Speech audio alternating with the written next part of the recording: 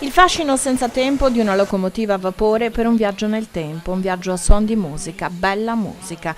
Il treno del jazz è arrivato in Friuli Venezia Giulia, 300 viaggiatori hanno goduto di un itinerario magico lungo la vecchia linea ferroviaria Sacile-Gemona, da Sacile alla fortezza di Osoppo.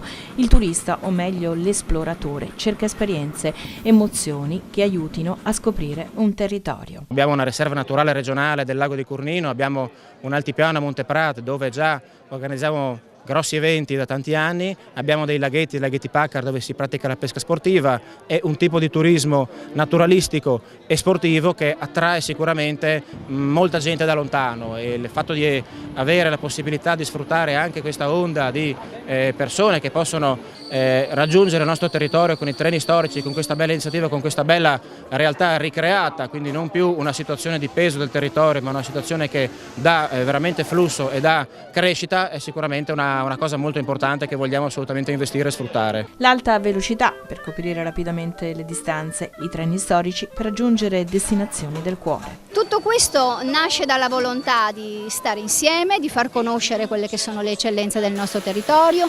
eccellenze in termini culturali, eccellenze in termini paesaggistiche, e lo vediamo in questo meraviglioso paesaggio, e non solo, si chiama Treno Jazz, i nostri migliori jazzisti della regione. Un viaggio della lentezza in cui si comprende ogni miglior percorso, magari anche in bicicletta. Il turismo lento fatto in treno, soprattutto in bici, ci farà vedere dei territori che in poche altre parti d'Italia e del mondo si possono vedere. Noi ci mettiamo del nostro, anche perché la nostra scuola di ciclismo, la scuola di ciclismo Mondi Bike, è situata in questo comune sull'altopiano di Monteprat, quindi ci interessa sì la parte race, ma soprattutto questa parte qui, la parte enogastronomica, la parte turistica e la parte che ci faccia vivere bene. Le note del pentagramma sono da sempre un viaggio nell'anima, lo stesso sferragliare delle ruote del treno lungo i binari è musica. Il treno è un grande archetipo